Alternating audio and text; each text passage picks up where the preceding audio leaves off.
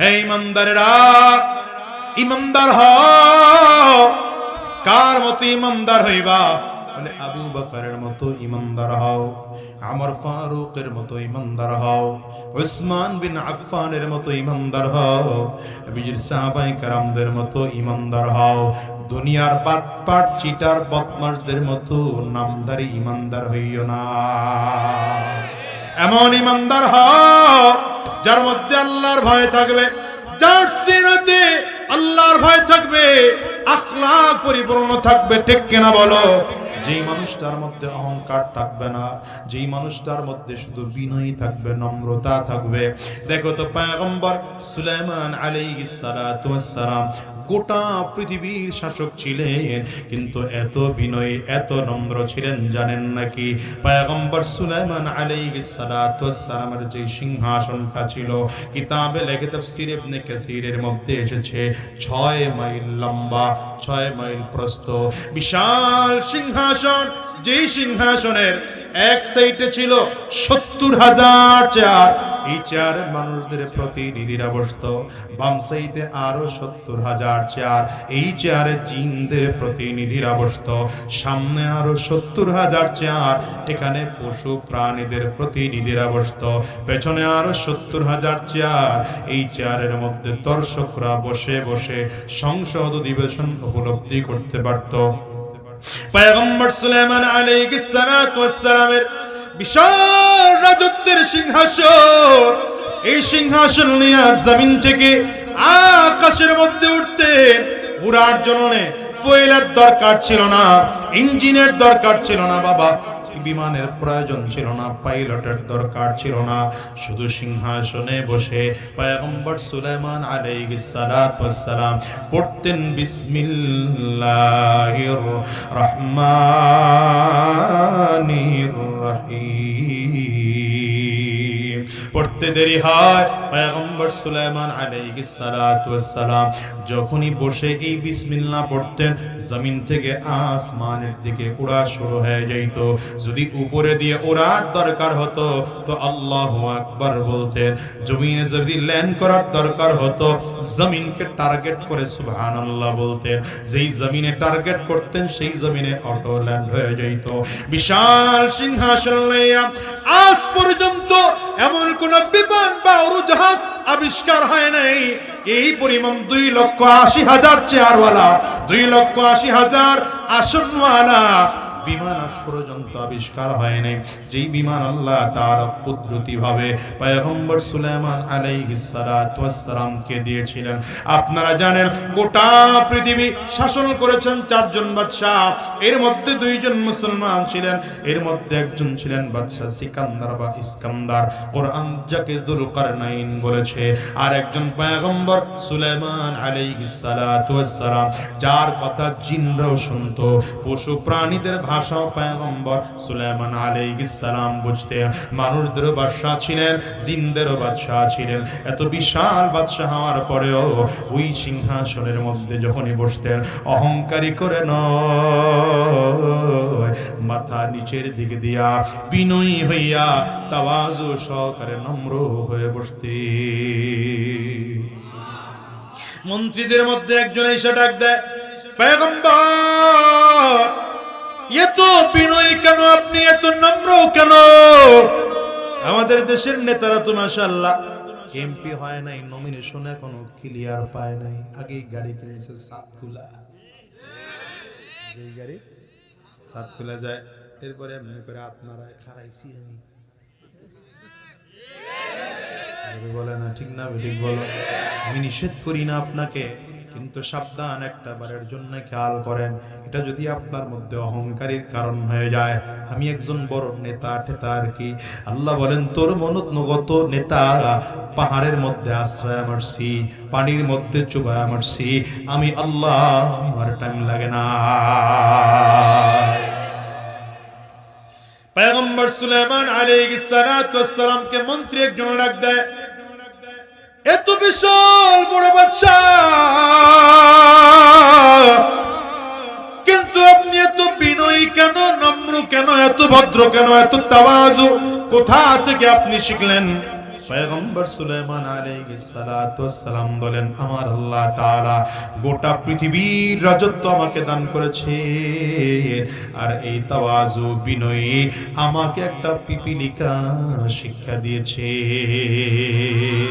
এই ক্ষমতা পাইলে অহংকার হয়ো না, বরঞ্চ আমি বলি গাছের যেই ডালে ফল বেশি হয় ওই ডালটা ঝুঁকে যায়। ক্ষমতা পেয়েছো, অর্থ বেশি হয়েছে, সম্পদশালী হয়েছো, বিনয়ী হও, নম্র হও, ভদ্র হও, আল্লাহ তোমার সম্মান আরো বাড়িয়ে দেবেন। আর যদি নিজের নিজে হামকে বর্মিয়া মনে করো, তাহলে অবস্থা এমন হবে জমিন থেকে হেঁটে যাওয়ার সুযোগ থাকবে না। পারলে আকাশ থেকে উড়ে যাইবা, নয়তো 45 মিনিটের আলটিমেটাম খাইয়া ওখানে বৈশা বক্তব্য দিবা, এখানের 32 নম্বর ফাঁকা। লাইভের পাওয়ার কি ওখানে বৈশা লাইভে কয়, আর এখানের 32 নম্বর খালি হয়েছে। অহংকার মানুষকে ধ্বংস করে ফেলে। বলেন, অহংকার মানুষকে, আপনি যদি মেম্বার হয় মনে করেন মেম্বার সাপ হইছি, আর কি চেয়ারম্যান হয়ে যদি আমি মনে করি চেয়ারম্যান সাপ হইছি, আল্লাহ বলবেন তোর মতো কত চেয়ারম্যান তো বহুত দূরের, হিসাব নিকাশই নাই। বড় বড় নমরুদ, ফেরাউন, কারুন, সাদ্দাত, হামান এগুলারই সুবাহ মারছি মশার কামড়। তাও তো নরমাল না, সুস্থ না, ঠ্যাং ভাঙা মশাটা। কি মশা? ঠ্যাং ভাঙা মশা, ঠিক না? তুই বিনয়ী, নম্রতা, তাওয়াজু পয়গম্বর সুলাইমান আলাইহিস সালাম বলেন কার কাছ থেকে শিখছেন? পিপীলিকার কাছ থেকে শিখেছেন। কেমনে শিখলাম? বলে একবার পিপীলিকার সামনে দাঁড়ায় কথা বলতেছি, পিপীলিকার সাথে যে লম্বা কথা হয়েছে আল্লাহ তাআলা এটা কোরআনেও বলেছেন। পিপীলিকার সাথে আমার লম্বা কথা চলতেছে, কথা বলতে বলতে আমি এক পর্যায়ে গিয়ে পিপীলিকার কথায় সন্তুষ্ট হয়ে গেলাম। পিপীলিকারে ডাক দিলাম, এই পিপীলিকা বল না তোর কি চাই বল, যা চাইবে আমি দেওয়ার জন্য তৈয়ার আছি। পিপীলিকা হঠাৎ করে ডাক দেয়, বাদশাহ কেন আপনি চাইতে বলেন? বলে আনাল মালিক, আমি তো বাদশাহ, আমি আমার কাছে চাবি তুমি দিতে পারবো। পিঁপড়া ডাক দেয়, বাদশাহ আপনি বাদশাহ হতে পারেন, কিন্তু আমি একটা পিঁপড়া, যদি আপনার কাছে কিছু চাই দেওয়ার মতো ক্ষমতা আপনার না। কত বড় কথা বলছে চিন্তা করেন। আপনাদের এলাকায় যদি বর্তমান সরকারের প্রধান ডক্টর মোহাম্মদ ইউনূস সাহেব আসেন, আর এসে যদি বলেন আমার কাছে কে কি চাইবা চাও, ছোট্ট একটা বাচ্চা যদি দাঁড়ায় বলে বাদশাহ চাইয়া লাভ নাই, দেওয়ার মতো ক্ষমতা আপনি রাখেন না, ধাক্কা খেয়ে যাবে একটা পয়গম্বর সুলাইমান আলাইহিস সালাম। তিনি তো গোটা পৃথিবীর বাদশাহ ছিলেন। ছোট্ট পিঁপড়া যখন ডাক দিয়েছে আপনি দেওয়ার ক্ষমতা রাখেন না, বাদশাহ তারা বলে চাইবি কি চানা, চাইলে আমি দেওয়ার জন্য তৈয়ার আছি। পিপীলিকা ডাক দেয়, বাদশাহ বারবার করে বললাম আপনি দিতে পারবেন না, বলে আবার চাইলে আমি দিতে পারবো।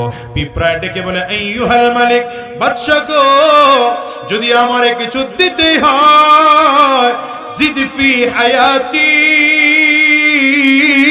তাইলে আমার হায়াত বাড়া দেন, তাহলে আমার হায়াত বাড়ায় দেওয়ার ব্যবস্থা করেন।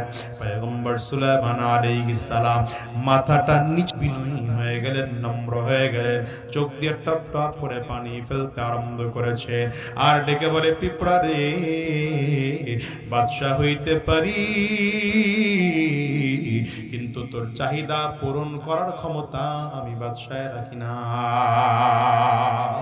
ডাক দে পিপীলিকা, একটা দিতে পারলাম না, তুই আর একটা আমার কাছে কিছু চা, অন্য কিছু চা চাইলে আমি দিতে পারবো। পিপীলিকা ডেকে বলে একটাই দিতে পারলেন না, আবার কি আপনার কাছে যাব আপনি তাও দিতে পারবেন না।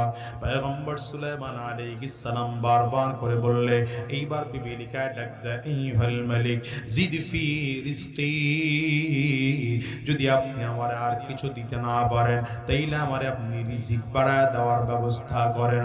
পয়গম্বর সুলাইমান আলাইহিস সালাতু ওয়াস সালামের লজ্জায় চেহারাটা লাল হয়ে গেল, চোখ দিয়ে পানি ফেলতে আরম্ভ করেছেন, নাক আর কপালটাকে জমিনের জমিনের মধ্যে ঠেকা দিয়া ডাক দেয়, আল্লাহ না না, গোটা পৃথিবীর বাদশা হতে পারি, কিন্তু একটা ছোট্ট পিপিলিকার চাহিদা পূরণ করার ক্ষমতা আমি রাখি না। আয় আল্লাহ, সুতরাং অহংকার করে লাভ নাই, বিনয়ী হয়ে যাব। এবার মন্ত্রীকে ডেকে বলেন, মন্ত্রী রে শোন রে, ওই যে পিপিলিকার কাছে দুইটা চাহিদা তার পূরণ করতে পারলাম না, ওই দিন থেকে যে বিনয়ী হয়ে গেলাম, জীবনে আর কোনোদিন মাথা উঁচু করে দাঁড়াই নাই। আমি যত বড় বাদশা হই না কেন, আমি তো আমার মালিকের গোলাম, আমার মালিকের গোলাম। বলেন আমরাও কার গোলাম? আঙ্গুলটা উঁচা করে চিল্লা আওয়াজ করে বল, আর জোরে বলো, আমরা কার গোলাম? চিল্লা জোরে বলো, কার গোলাম? আল্লাহ তাআলা আমাকে আপনাকে মানুষের মতো মানুষ করে বানাইলেন, সুস্থ একজন মানুষ আল্লাহ তাআলা আপনাকে আমাকে বানাইলেন। আপনার আমার দুনিয়া চলার জন্য কোরআনুল কারীম দিলেন, 30 পারাওয়ালা 114 সূরাওয়ালা কোরআন দিলেন আল্লাহ। নবীকে পাঠাইলেন কোরআন বোঝার জন্য। এ বাজার, এরপরেও যদি তুমি দ্বীনের শিক্ষা অর্জন করতে না পারো, মুসলমানের মতো মুসলমান হতে না পারো, বিনয় আর নম্র হইয়া আল্লাহর আদালতে যদি দাঁড়াইতে না পারো, তাইলে তোমার চেয়ে বড় গুনাহগার এই জমিনের মধ্যে আর কেউ নাই, তোমার চেয়ে কপাল পোড়া মানুষ এই জমিনের মধ্যে আর কেউ নাই। এই জন্য বলি ভাই, আজকের এই ময়দানটার মধ্যে যারা আছো, অনুরোধ করে যাই, সাবধান, অহংকার দিলটা থেকে বের করো, আর নিজের নিজে বুঝ দাও, আমার দিলের মধ্যে অহংকার থাকতে পারবে না। আমি আমার মালিকের গোলাম, আল্লাহ আমার রব। এটা 1 নম্বর সবক দিলাম। 2 নম্বর সবক, যতদিন জমিনে বেঁচে থাকবো দিন শিখার জন্য ফিকির করব। আমার নামাজটা শুদ্ধ হলো কিনা, আমার রোজা শুদ্ধ হলো কিনা, আমার ঠিকমতো সুন্নাহ তরিকায় আমার ঘুম হয় কিনা, সুন্নাহ তরিকা আমার ইস্তেঞ্জায় যাওয়া হয় কিনা, আমার সুন্নাহ তরিকায় মসজিদে যাওয়া হয় কিনা, আমি মাথায় টুপি সুন্নাহ তরিকায় দিতে পারি কিনা, জামা পরি আমার সুন্নাহ তরিকায় পরা হয় কিনা, আমি তো ইস্তেঞ্জা করি, আমি জুতা পরি, আমার জুতা পরাটা সুন্নাহ তরিকা হয় কিনা, আমার লেনদেন নবীজির তরিকার সাথে মিল আছে নাকি, আমার কথাবার্তা নবীজির তরিকার সাথে মিল আছে নাকি। সময় আছে বাবা, এখনো আলেমদের কাছে যাও, আলেমদের কাছে গিয়া নিজের জীবনটারে পরিবর্তন করো। কারণ নবী পাইবা না, সাহাবী পাওয়ার সুযোগ আর নাই, তাবিঈন পাওয়ার সুযোগ নাই, তাবিঈন পাওয়ার সুযোগ আর নাই, আইম্মা মুজতাহিদিন তারাও জমিন থেকে বিদায়, উলামায়ে মুতাকাদ্দিমিন এরা জমিন থেকে বিদায়, উলামায়ে মুতাআখিরিন তারাও জমিন থেকে বিদায়। এ বাবা দেখো তো, ধীরে ধীরে সব উলামায়ে কেরাম চলে যাচ্ছে। আমি তো বলি, বাংলাদেশের একটা সময় ছিল, শাইখুল হাদিস আল্লামা আজিজুল হক রাহমাতুল্লাহি আলাইহি যুগের পরিবর্তনে আল্লাহর বান্দাও জমিন থেকে বিদায় হয়ে গেলেন। এমন একটা সময় ছিল, সাদর সাহেব হুজুর রাহমাতুল্লাহি আলাইহি ছিলেন, আল্লাহর বান্দা জমিন থেকে বিদায় হয়ে গেলেন। এমন একটা সময় ছিল, হাজী শরীয়তুল্লাহ রাহমাতুল্লাহি আলাইহি জমিনে ছিলেন, আজ তিনিও জমিন থেকে বিদায় হয়ে গেলেন। এমন একটা সময় ছিল বাবা, মুহাম্মদুল্লাহ হাফিজ হুজুর এই জমিনে ছিলেন, আল্লাহর বান্দা জমিন থেকে বিদায়। এমন একটা সময় ছিল, মুফতি আমিনী রাহমাতুল্লাহি আলাইহি জমিনে ছিলেন, আল্লাহর বান্দা জমিন থেকে বিদায় হয়ে গেলেন। এমন একটা সময় ছিল, চরমনাহের কালো মানিক সৈয়দ ফজলুল করিম রাহমাতুল্লাহি আলাইহি জমিনে ছিলেন, আল্লাহর বান্দা জমিন থেকে বিদায় হয়ে গেলেন। এমন একটা যুগ ছিল, শাইখুল ইসলাম আল্লামা শাহ আহমদ শফি রাহমাতুল্লাহি আলাইহি ছিলেন, আল্লাহর বান্দারাও জমিন থেকে বিদায়। আল্লামা জুনায়েদ বাবু নগরী ছিলেন, তিনিও জমিন থেকে বিদায়। এখন তো আমি বলি, চেয়ারগুলোতে আসলে আমরা বসার যোগ্যতা রাখি না বাবা। কেন বসেছি জানো? কাব্বারানি মাউতুল কুবারা, বড়রা নাই এই জন্য আমরা এই চেয়ার এসে দখল করেছি। এমন একটা দিন আসবে আমরাও জমিন থেকে বিদায় হয়ে যাব। আমি তো বলি বাবা, এমন একটা দিন আসবে এলান হয়ে যাবে আজাদিও জমিন থেকে বিদায় হয়ে গেল। এমন একটা দিন আসবে আল্লাহ, এমন একদিন আসবে এলান হয়ে যাবে মাওলানা খালিদ সাইফুল্লাহ আইয়ুবী জমিনে নাই। এমন একদিন আসবে এলান হয়ে যাবে কুয়াকাটার মাওলানা হাফিজুর রহমান সিদ্দিক জমিনে নাই, জমিন থেকে বিদায়। এমন একদিন আসবে এলান হয়ে যাবে আল্লামা মামুনুল হক জমিনের মধ্যে নাই, জমিন থেকে বিদায় হয়ে গেলেন। এমন একদিন আসবে এলান হয়ে যাবে মুফতি সৈয়দ ফয়জুল করিম জমিনে নাই, জমিন থেকে বিদায় হয়ে গেলেন। এমন একদিন আসবে মুফতি সৈয়দ রিজাউল করিম জমিনে নাই, জমিন থেকে বিদায়। বাজারে কি করে বুঝাবো শোনো, এই দুনিয়াটা কয়দিনের বলো, আজ আছে আগামীকাল থাকবো এমন কোনো গ্যারান্টি নাই, বরঞ্চ দুনিয়ায় আসার সিরিয়াল আছে বাবা, যাওয়ার কিন্তু কোনো সিরিয়াল নাই। ঠিক না বেঠিক জোরে বলো। আজকের ময়দানটার দিকেও যদি তাকাও, দেখুন আজকের এই মাহফিল কারো জীবনের শেষ মাহফিল হতে পারে, আজকের এই রাত কারো জীবনের শেষ রাত হতে পারে, আজকের এই মোনাজাত কারো জীবনের শেষ মোনাজাত হতে পারে। আমি তো বলি হাতির গায়ে গুলি লেগেছে, আগামীকাল তো আমাকেও কেউ টার্গেট করে গুলি ফেলতে পারে। বাজার দুনিয়ার জন্য এমন পাগল হইও না, বরঞ্চ কোরআন ও সুন্নাহর জ্ঞান সিনার মধ্যে ঢোকাও। পারলে নিজে আলেম হও, যদি আলেম হতে না পারো তো আলেমের অভিভাবক হও, সন্তানরে আলেম বানাও। যদি তা না পারো তাইলে অন্তত উলামায়ে কেরামদের সাথে মহব্বত রাখো, সাবধান উলামায়ে কেরামদের সহযোগিতা করো, সাবধান আলেমদের বিরোধিতা কইরো না, আলেমদের বিরুদ্ধে যাইও না, চক্রান্ত ষড়যন্ত্র করিও না। আজকের ময়দানটার মধ্যে যারা বসে আছো বাজার, আজকের ময়দান থেকে ওয়াদা করে বের হও, যতদিন আল্লাহর এই জমিনে থাকবো হারাম রাস্তায় কদম বাড়াবো না, শয়তানি রাস্তায় কদম বাড়াবো না, গুনাহের পথে আমরা চলবো না। যতদিন আল্লাহর জমিনে থাকবো দিন ও ইসলাম ও কোরআন ও সুন্নাহর পথে চলবো।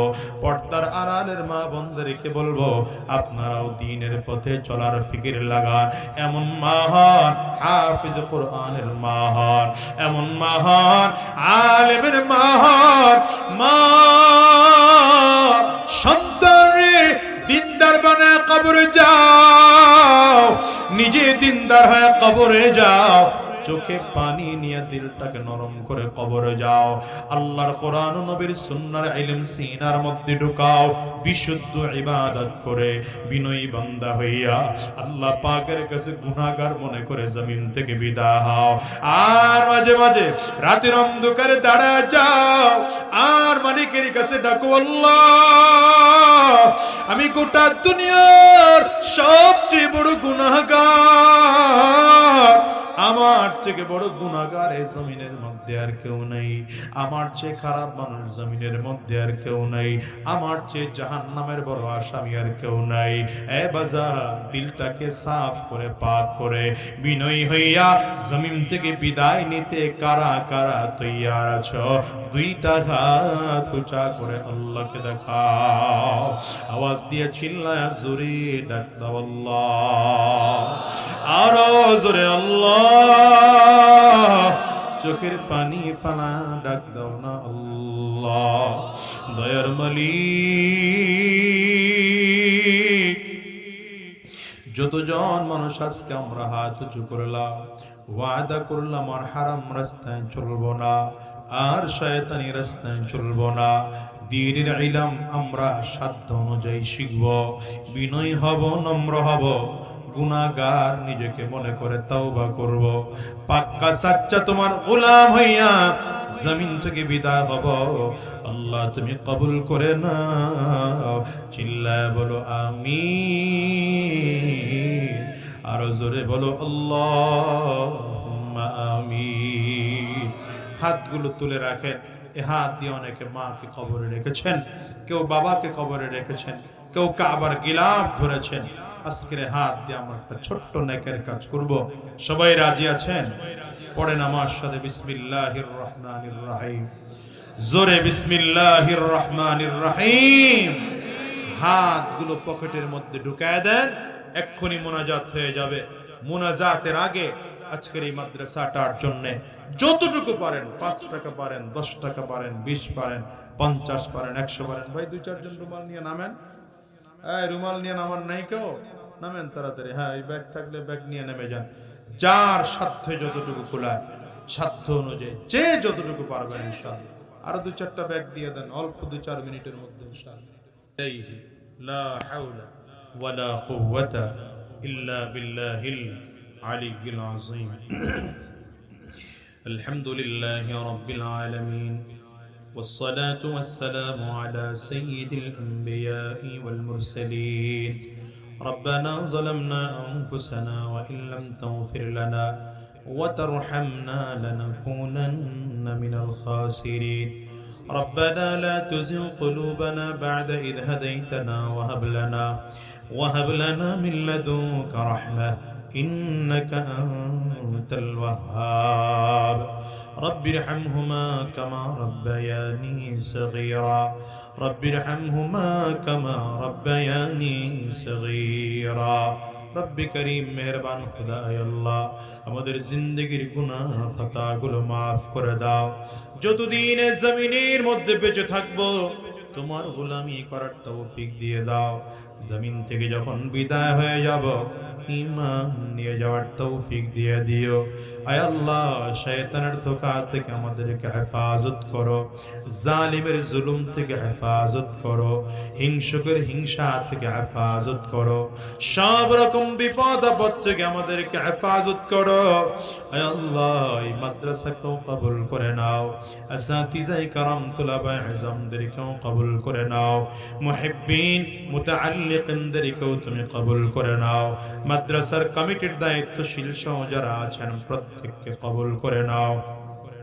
আয় আল্লাহ, পর্দার আড়ালের মা বোনদেরকেও কবুল করে নাও, মুরব্বী বাজানদেরকেও কবুল করে নাও, মাসুম বাচ্চাদেরকেও কবুল করে নাও, কলিজার টুকরা যুবকদেরকেও কবুল করে নাও। আয় আল্লাহ, এই মজলিসে কত মানুষ হাত তুলেছেন, কার ঘরে যেন মা নাই, কার ঘরে যেন বাবা নাই। আব্বা আম্মা যাদের বিদায় নিয়ে জমিন থেকে চলে গেলে, আব্বা আম্মার কবরগুলো জান্নাতের টুকরা বানায় দাও। আয় আল্লাহ, বিশেষ করে ওসমান হাদিকে শাহাদাতের মর্যাদা দান করো, শাহাদাতের মর্যাদা দান করো আল্লাহ।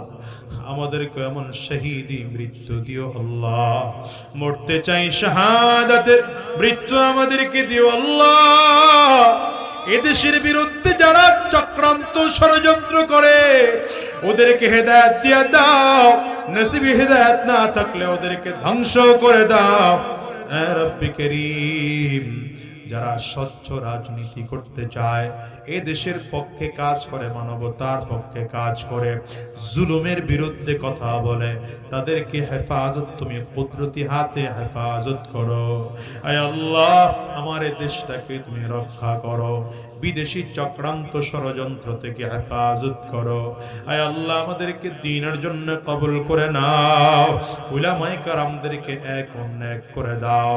আয় আল্লাহ, উলামায়ে কেরামদেরকে এক অনেক বানায় দাও। আয় আল্লাহ, উলামায়ে কেরামদের নেতৃত্বে আগামীর বাংলাদেশকে ইসলামের দেশ হিসেবে কবুল করে নাও। আয় আল্লাহ, যতদিন জমিনের মধ্যে থাকবো তোমার গোলামি করার তৌফিক দাও। জমিন থেকে যখন বিদায় হয়ে যাব ঈমান নিয়ে যাওয়ার তৌফিক দিয়ে দিও। আয় আল্লাহ, আজকের মাহফিল করতে গিয়ে যারা টাকা পয়সা বেদাসরা বুদ্ধি দিয়ে সহযোগিতা করলেন প্রত্যেককে তুমি কবুল আর মঞ্জুর করে নাও। প্রশাসনের ভাইরা, জনপ্রতিনিধিরা, মাইক লাইট স্টেজ প্যান্ডেলের দায়িত্ব যারা পালন করেছেন প্রত্যেককে তুমি কবুল করে নাও। আয় আল্লাহ, মাদ্রাসাকেও কবুল করে নাও, এলাকাবাসীকেও তুমি কবুল করে নাও। এই মাহফিলে যারা বসে আছেন তাদেরকেও কবুল করে নাও। গভীর রাত ধরে তারা বসে আছে, কি দিয়ে বিদায় দেব মালিক, আর কিছু দেওয়ার মতো সাধ্য আমার নাই। দোয়া করি আল্লাহ আমাদের প্রত্যেকের সিনার মধ্যে তোমার মারিফতের নূর ঢুকায় দাও। সুবহানা রাব্বিকা রব্বিল ইজ্জাতি আম্মা ইয়াসিফুন ওয়া সালামুন আলাল মুরসালিন ওয়া সালামুন আলাল মুরসালিন والحمد لله رب العالمين. السلام عليكم ورحمة الله.